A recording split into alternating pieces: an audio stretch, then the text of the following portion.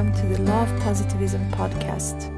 I'm your host, Shireen, and I'm the creator of Law of Positivism. I'm here to help you on your spiritual and healing journey. I am a certified yoga and meditation teacher, a student of Chinese medicine, a doula, a Reiki practitioner, and a passionate, highly sensitive person. I want to use my knowledge to channel information and messages for you to grow on all levels.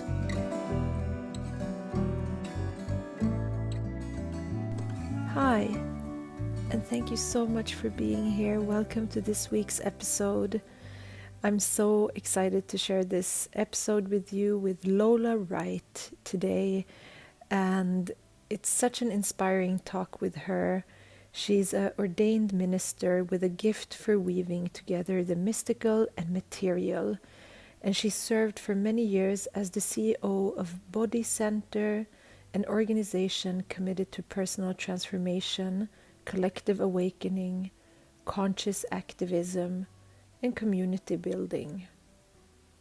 Her work has taken her to stages around the world as a speaker and vocalist, including Agape International Spiritual Center, TEDx, Chicago Ideas, and the Havana Jazz Festival. And we talk about so many different important topics today. We talk more about how you can relax into life, and also what it is to birth a new paradigm. And we talk about the collective shifts and transformations that are going on right now, and how you can align to be who you want to be, and how to contribute to humanity and the collective. So I'm really excited to share this episode, and I just want to take the time to thank everyone who's been pre-ordering my book.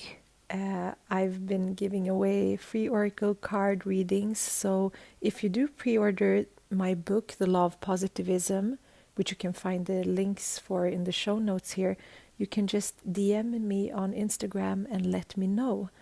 And yeah, my book definitely taps into what it means to be a part of this collective consciousness and how we can heal together. So check it out.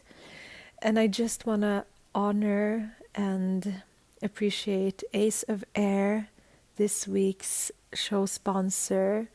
It's a newly launched beauty and wellness brand committed to products that put people and planet above all. Their line of clean, vegan, and cruelty-free skincare and supplements have been synergistically formulated at the intersection of herbalist wisdom and modern science, focusing on rituals that work from the inside out. Inspired by Mother Nature's ability to create abundance without waste, Ace of Air is the first and only beauty and wellness brand designed to be entirely circular and fully zero waste. You can explore more of these ideas and products at aceofair.com and at aceofair on Instagram. It's a beautiful, beautiful brand with beautiful founders, and I really appreciate you guys, Ace of Air, for supporting me and my podcast. And just enjoy today's episode. Hi Lola, welcome to the podcast. Oh, I'm so happy to be here with you, Shireen. Thank you for having me. Thank you so much for being here. And I would love to ask you what type of mindfulness practice you do daily, or something that helps you in your daily life. Yeah. Well, one of the things I'm presently bringing my attention to and regularly returning my attention to is softening my belly. You know, oftentimes we will have a kind of gripping and bracing in our body. And so I really bring my awareness to softening the body, and that starts with the belly. And as I soften my belly, I can bring my breath more deeply into my body. And in my experience, the extent to which we have capacity to breathe is the extent to which we can have access to choice versus reactivity.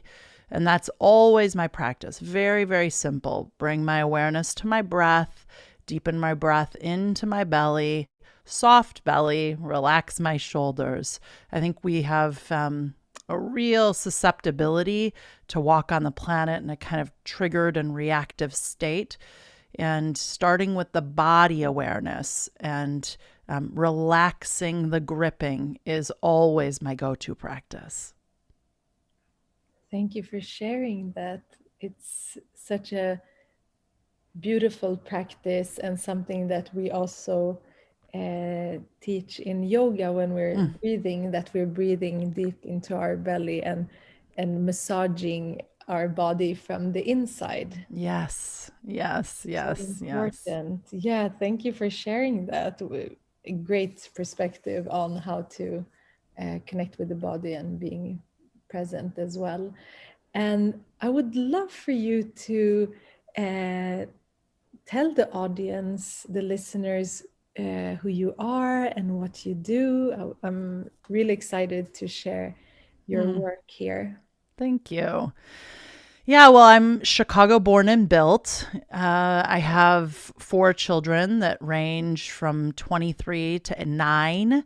I became a mom when I was 18. I'm an ordained minister, a coach, a guide.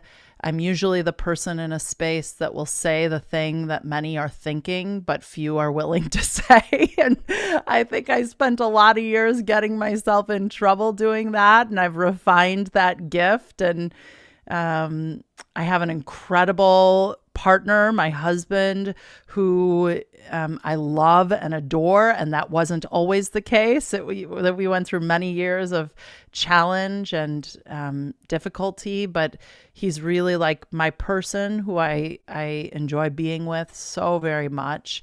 I know that you and I share in common that we are both doulas, so I love that.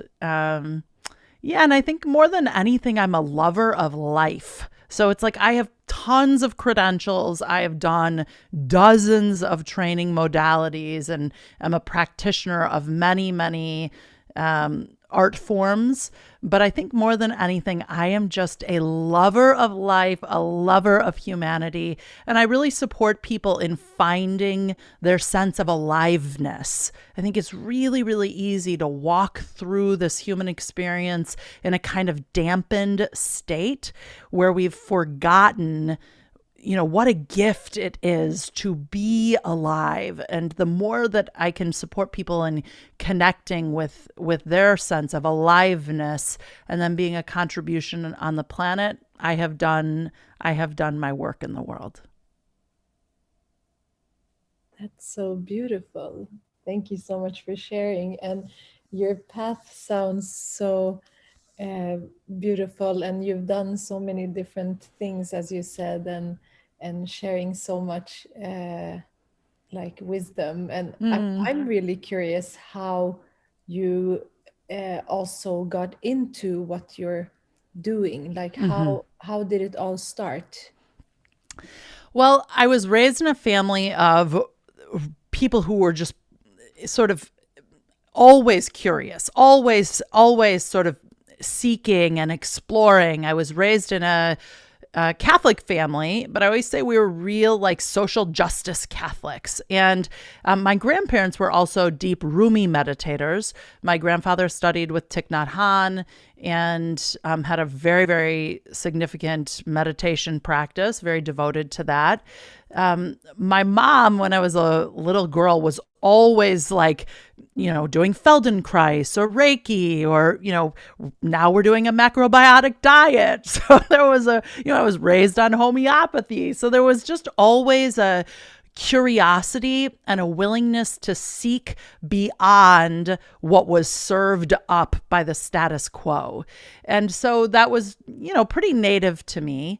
And I was living in a very conventional environment. My parents were married and they were big socialites. When I was 13, my mom left my dad for a woman, and that was in 1992. And it was not morally disruptive. I mean, I had been raised with an uncle who was gay and died of AIDS in the late 80s. So I wasn't living under a rock, but there was something very disruptive to my family system. And it really sparked my own journey. By the time I was 18, I was pregnant and having a child with a man who grew up in a very, very different environment than I did in Chicago. And I started to feel the dis-ease of like what I might call suffering. Life felt really hard. I was 18. I was becoming a mom. I went from this very, very affluent family to being on welfare. And you do a few years of a very disruptive change in your life. And, I was sort of brought to my knees. So I spent many years in a volatile relationship that was pretty violent and involved a fair amount of addiction. And I got to a point of surrender. Like, there's got to be another way to do life. This is not it. And found myself in the company of one of my now mentors and friends, Michael Beckwith. And at the age of 20, that relationship and that meeting forever altered me. And that began this very, very windy road of awakening and adventure. And it's been challenging, and it's been rich with learning.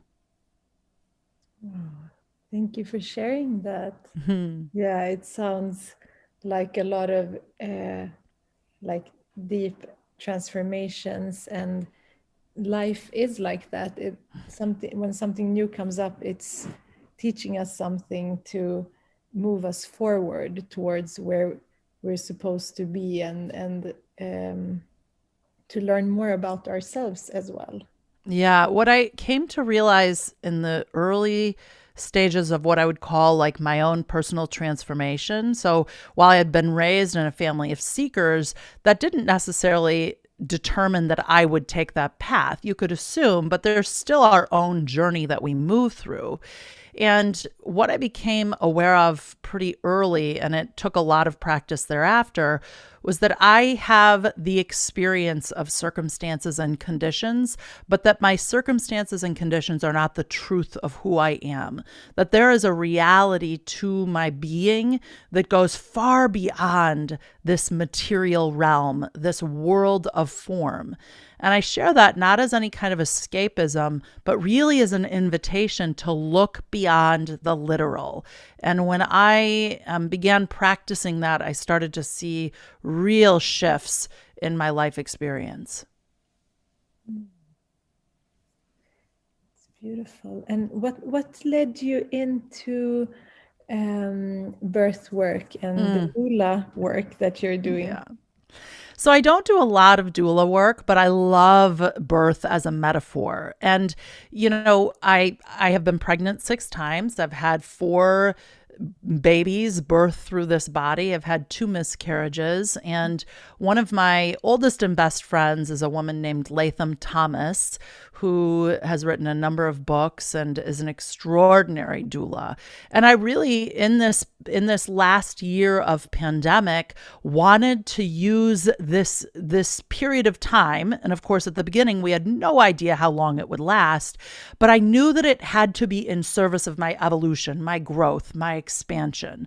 I fundamentally believe that all of life is for us.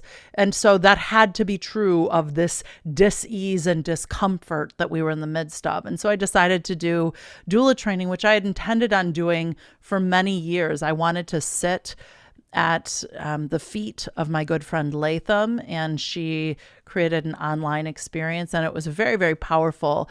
I attended the birth of my nephew in July of 2020 in, a very unusual time with COVID. And it was extraordinary to witness the strength of my sister-in-law and the just the power of the body to navigate such acute of an experience. It was I forever altered by not just the birth of my own children, but witnessing the strength and the stamina of a birthing person. And then just the miracle of life literally emerging. I oftentimes say that, when a birthing person's body is dilating, The last 3 centimeters of dilation are called transition. And they're usually the most intense, the most acute, and usually the shortest. And I feel like that's what we've been in as a species is these last 3 centimeters of dilation. We're birthing a new experience of life, a new paradigm, and we've been in transition, and it's been uncomfortable, and it's been like the unknown. But there's always something coming on the other side of that. Yeah, thank you for sharing that. And I so agree that there's this amazing magic and just miracle around birth. And maybe it was more like when we lived in a different way in society, we all got to experience birth, to become reminded also of what life is and how life is given to us. So I think it's really something that everyone should experience, to see a birth in a natural way, and just see how, like, not only on TV, like see it in real life, and see that moment, because it's like a huge portal that opening up, and it's so beautiful. It's I can feel really a shift in consciousness at that time. So Totally. yeah. Yeah, I also think it's a beautiful opportunity for birthing people, for whomever, whether it's a birthing attendant or the person birthing a baby, to really step into their agency. In I would say, in particularly the United States, birth has become so medicalized, and it's almost treated as an ailment. And it really is an opportunity to step into an awareness of your capacity and your agency. Again, for me, birth is just an extraordinary metaphor. Like, we can either live as if there's a threat always before us, like the threat of birth is upon us, the threat of the unknown is upon us, or life is emerging through me. There is something extraordinary happening with me. Those are very different ways to relate to any series of life experiences. Yeah, it's in everything. It's so beautiful. And I'm really so what you said about these last minutes or hour in birth, and seeing that it's something with, when we think about pain or like some type of suffering, we don't see it as something that can transform. Like the more it's it can be something that, for example, in birth, this is just metaphorically, I'm thinking this, what you said, that in birth it's something that is painful, but it's like positive. It's not a negative pain. It's not something that stays chronically with you. Hopefully, for most women, it's not. Some women do have things that happen, but and we therefore we can accept it. And I teach prenatal yoga to prepare women as well for birth, and when we release control and release fear, that's when we can also like fully surrender to our body or to life. So Yes. it's such a good concept to think about. Like, think about birth and then think about everything that's happening now, and see that there is something else, that nothing is gonna stay constant like this. Yeah, I think a lot about relaxing through the process of discomfort. that idea of that soft belly. It's like when I am going through a challenging circumstance or condition, if I grip or brace, if my body freezes, I have less access to mobility, to freedom, to creative solutions. To the extent that I can, keep my body relaxed, loose. I oftentimes say loose knees and move your hips through anything in life. Loose knees and move your hips. I then become increasingly capable of navigating dis-ease, discomfort, the unknown.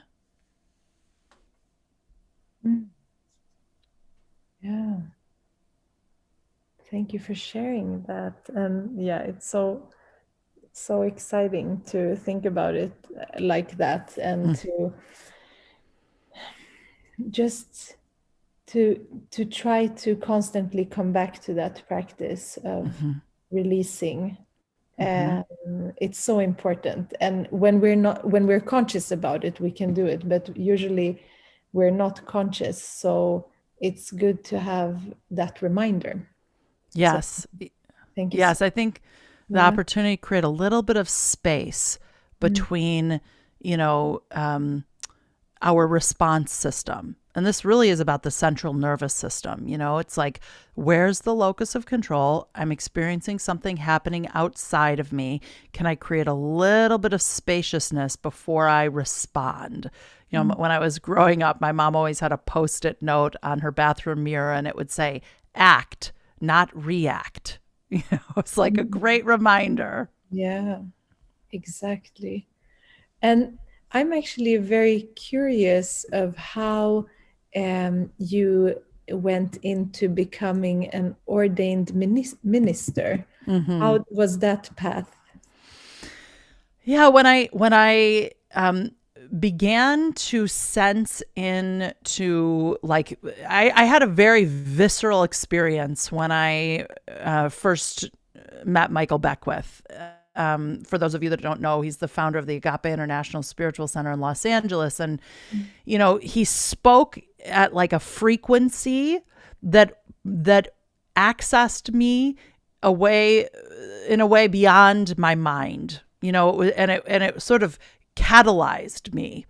And I said at that moment in my own being, like, I don't know who that man is. I don't know what it is he speaks of, but I am here for that. And what I came to understand that to mean is, like, I'm here for the revelation of truth. I'm here to support human beings in moving beyond the material, looking beyond the literal. I also was very involved in the Chicago hip hop movement in the early to mid 90s. And, for anyone that has any level of familiarity with hip hop of that particular generation, there was a real sort of articulation and understanding of knowledge of self, which really came out of the Muslim tradition, and specifically the Nation of Islam and the 5% Nation. And as a result of that, I began reading Black liberation texts. And I started to become acquainted with a history of the United States that was not taught in school, and became aware of sort of the history of colonization and its relationship with Christianity. So I knew that I was deeply, deeply interested in the mystical realm. I knew that I was deeply interested in the spiritual realm. I knew that I was deeply interested in knowledge of self, which essentially means realizing a relationship with your higher self, with your essence, as opposed to just always navigating existence from the ego. And as I developed a deeper interest in that and became more studied in philosophy, I knew that I wanted to be, a source of support, a guide, a portal. And I knew that I didn't identify as Christian. And so I became trained in ancient wisdom and New Thought teachings, and led an incredible community in Chicago for many years called Bodhi Center. And I think that, the idea of minister, if we look at the root of that word, it really means one who serves, the senior servant, the one who serves the sacred in and for others. And so I feel like, on my best of days, that is what I remember, that I'm walking on the planet here to serve and support the awakening of humanity out of the loop of suffering into a high idea of beauty, joy, peace, harmony, freedom, love, unity. And there are all kinds of temptations that human beings experience all day long to perpetuate what I might call the lie of separation, the idea that we are isolated beings rather than remembering that we are intrinsically connected, that we really do belong to one another. Thank you for sharing that. And yeah, I agree. It's such important thing to also be aware and practice to understand the connection with everything and everyone around us, and that we're all feeling what the collective, and that we are all connected in that way. And I'm wondering how, so now that we're in this time period of the year, what you're seeing, how the energy is moving us. Yeah, I mean, I think there are a few pretty extraordinary things that are occurring concurrently.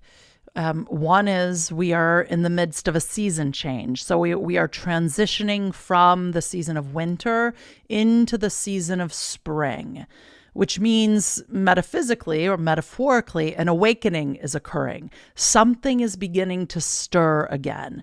Now, that happens to be correlating in many parts of the world, and in my experience in the United States, with this sort of new paradigm of existence as we come out of different phases of lockdown in the pandemic. And so, we've been in this very liminal space between a world that was perhaps March 2020 and a world that will be coming post March 2021, and the opportunity here is really a kind of rebirth, a reimagination. I think most people that I talk to in my community that I'm supporting and serving in that space, their great concern is that I actually don't want to go back to some of the behaviors and patterns and assumptions and agreements that existed in the world pre-March 2020. So that requires something very different of each of us. If we are in a new paradigm, then, it's like, scripturally, it might be said, let us pay attention to the tendency to put new wine in old wineskins. It's like we want to actually create a new paradigm, a new experience. And that requires that we recalibrate ourselves such that we support the evolutionary impulse of existence rather than, serving as a kind of drag on it. You put everything so beautiful and so understandable at the same time. I love it, and I'm so grateful for your wisdom. And what do you think are great ways of doing this, and to with ease going into this? Yeah, I usually invite people into an increased awareness of, our three primary centers of intelligence. Most of us are extraordinarily familiar with our IQ, or our cognitive intelligence. We have less familiarity with our EQ, or our emotional intelligence. That is where our feeling states exist: anger, sadness, fear, joy, and creativity. Those are the 5 core feeling states I really invite people to pay attention to. And then we are least familiar with our body intelligence, our BQ. And for me, anytime I'm making a choice, I'm always tuning in to those three centers of intelligence. My IQ, so what does my head say? But then I want to go deeper than that. What does my heart say? What does my EQ say? And then for me, fundamentally, what does my body say? What does my BQ say? And you can apply this kind of like tuning in process to any choice that you are faced with. Let me really see the suffering that exists in the human condition is as a result of us selling ourselves out or violating our internal awareness and our intelligence. When we begin to awaken to our capacity beyond our head, when we begin to awaken to our emotional intelligence and our body intelligence, we organize ourselves very differently on the planet. When you cut off the wisdom and the intelligence of the heart and the gut, you will make choices that are far more careless. And so I think as we emerge into this new paradigm, this new existence, that really is calling for something. All indicator, you do not have to be a climate change expert to realize that there are global indicators that something new is required of us.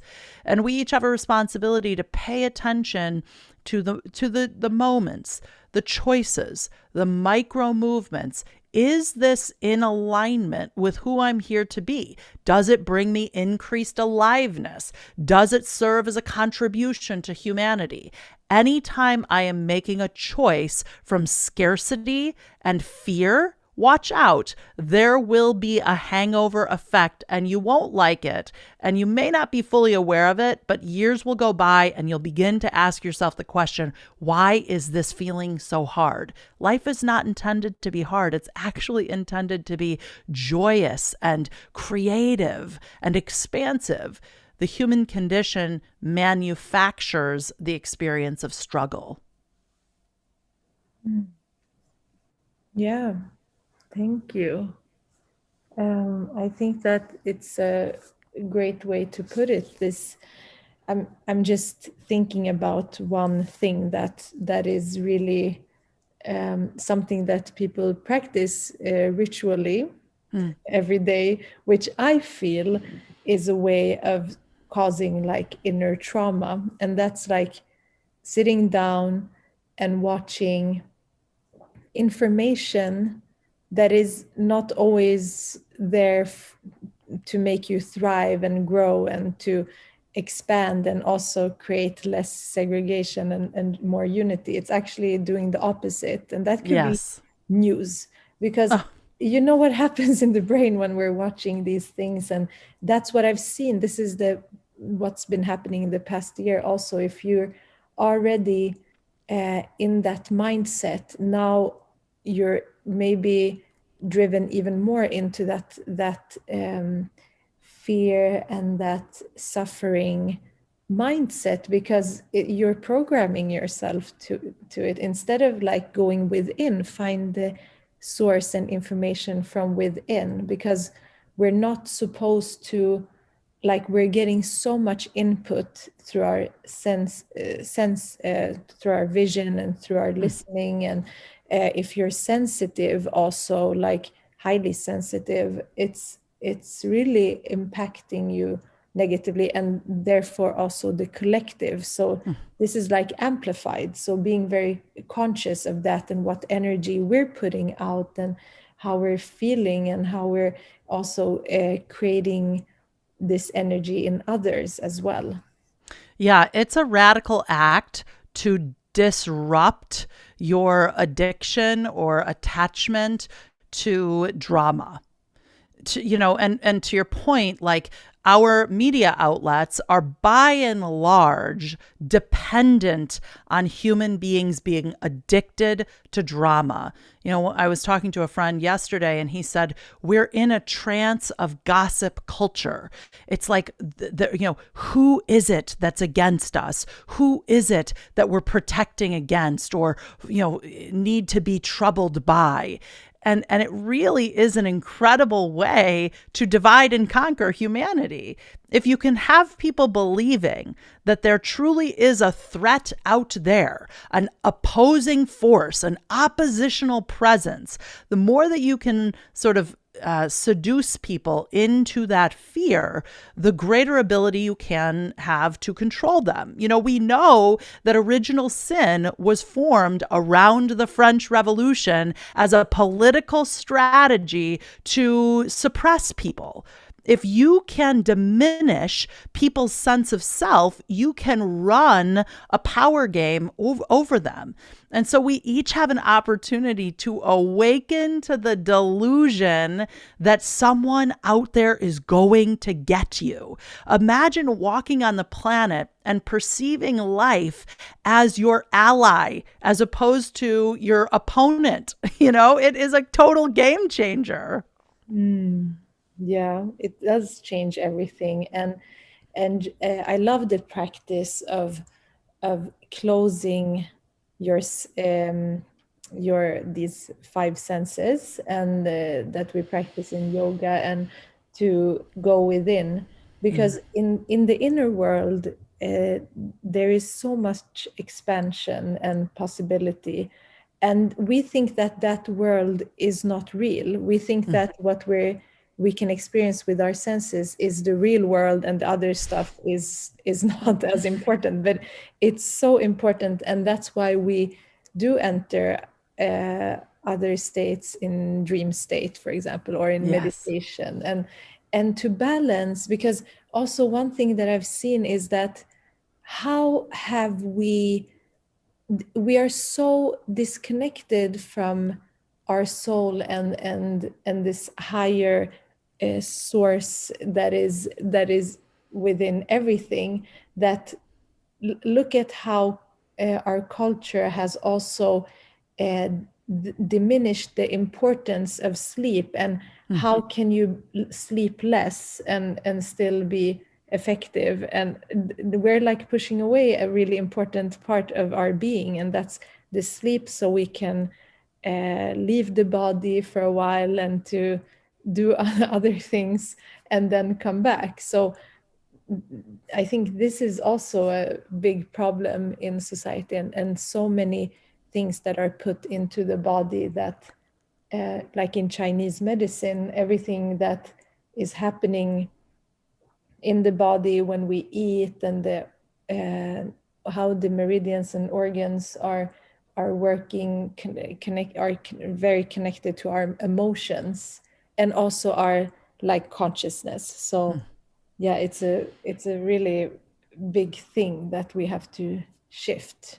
Yeah, I mean, our perception of limitation exists in the sensory world, to your point. Like in our five senses, there is a very real experience of limitation. And I would just say that your superpower exists in realizing that you are so much more than the limitations of your five senses. And to your point, this is where imagination and creativity reside.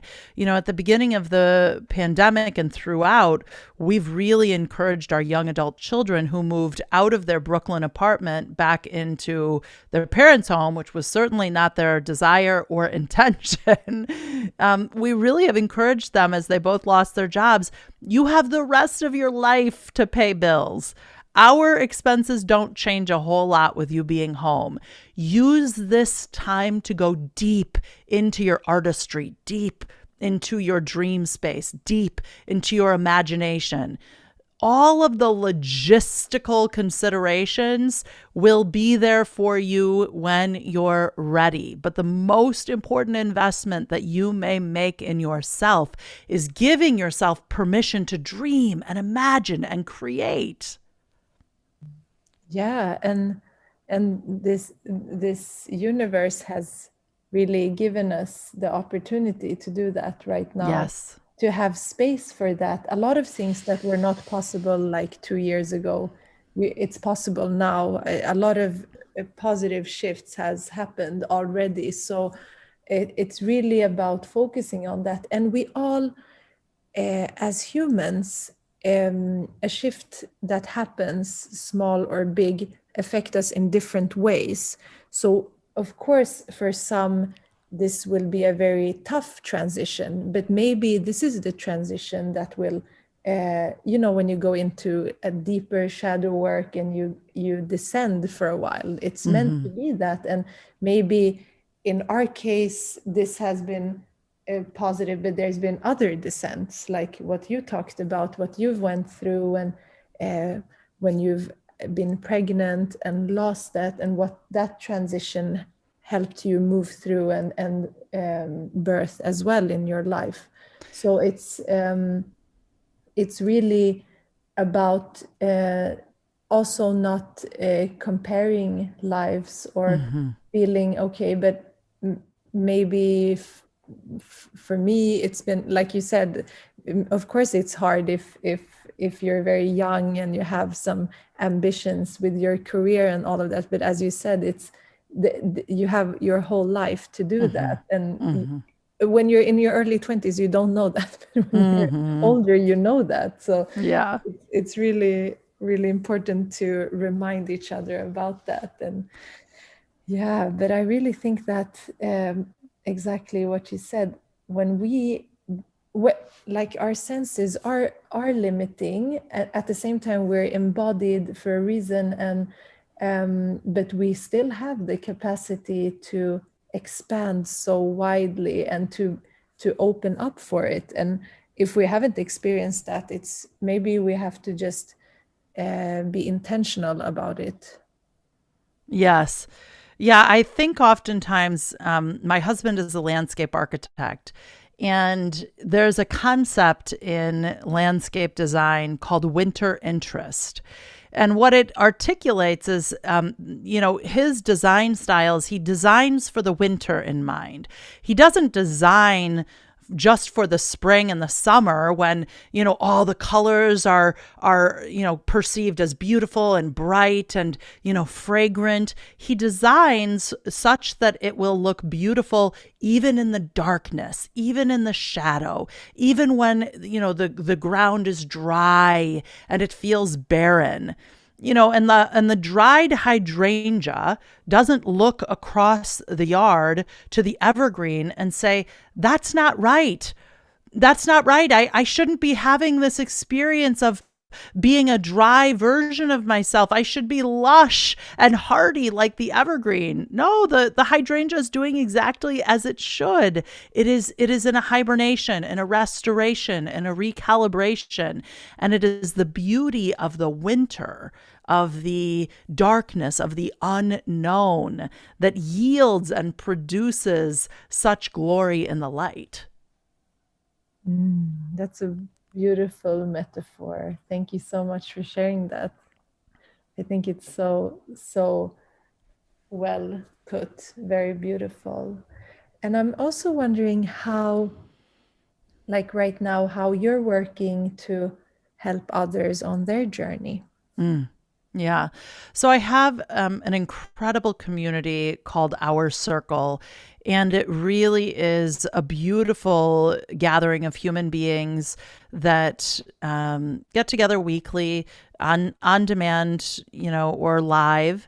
And the entire exploration really is this idea of, hey, this idea of new wine in old wineskins will not produce that which you desire. So there is an old pattern of belief, an old system of stories that may not be serving that which you want to be creating. So as we emerge as this new sense of self, I need to create a new container in which I live and thrive and move and have my being.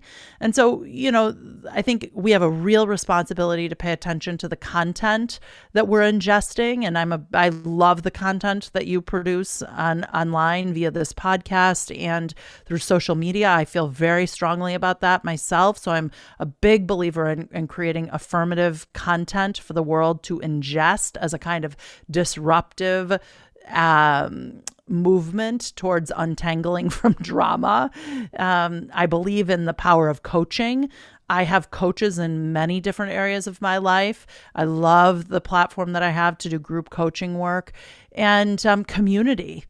I think we each have to pay attention to who we are surrounded by, and are the people that we're surrounded by really in service of our joy, our peace, our love, our harmony, our expansion, our evolution, our intention.